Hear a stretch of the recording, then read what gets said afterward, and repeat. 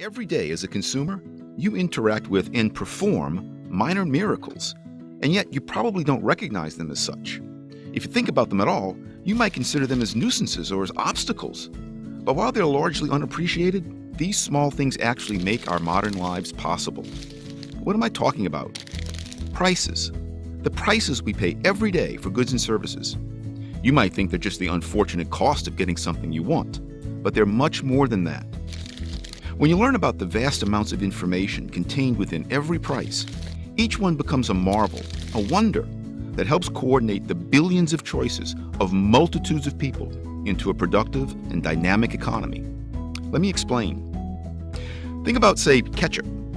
The primary ingredient in that delicious red sauce is, of course, tomatoes. Now suppose that there's a terrible drought in California. This year's tomato harvest drops substantially. The demand's still there.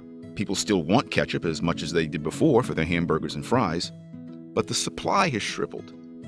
So farmers start to charge higher prices for their tomatoes.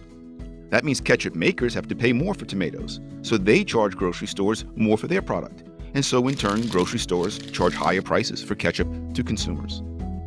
The important point here is just how customers respond.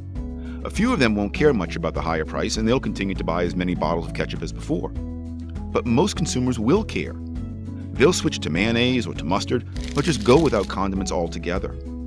And that's actually a good outcome given the drought. There simply aren't as many tomatoes to go around as before.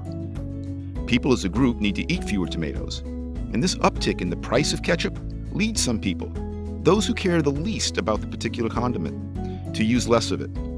And that means total consumption of tomatoes shrinks. From a bird's eye view, it might look as though this chain of events is consciously coordinated, that the farmer, manufacturer, grocery store, and customers are all working together according to some plan or to some directive to adjust to the fact that the drought destroyed a lot of tomatoes. But of course, we know they aren't. There's no Bureau of Condiments ordering people to hold the ketchup.